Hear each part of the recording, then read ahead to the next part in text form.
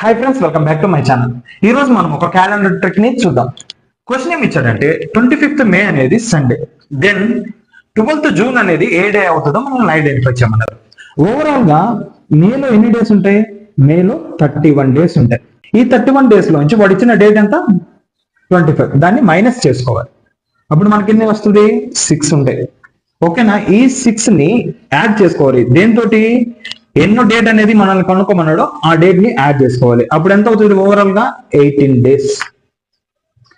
ఈ 18 డేస్ ని బై 7 చేసుకోవాలి. ఎందుకంటే వీక్ కి 7 డేస్ ఉంటాయి కాబట్టి 18 ని 7 తోటి డివైడ్ చేసినప్పుడు ఆన్సర్ ఏమొస్తుందో చూద్దాం. 7 2 7, 2 ఎంత 40, దట్ ఈస్ ఈక్వల్ టు మనకు 4.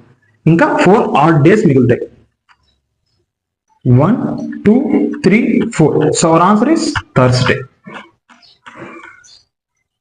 మీకు ఈ క్వశ్చన్ అర్థమైనట్టయితే 25th జూన్ ఏమొస్తుందో కామెంట్ చేయండి. మీకు ఈ వీడియో నచ్చితే ఖచ్చితంగా లైక్ చేయండి, మన ఛానల్ని సబ్స్క్రైబ్ చేసుకోండి.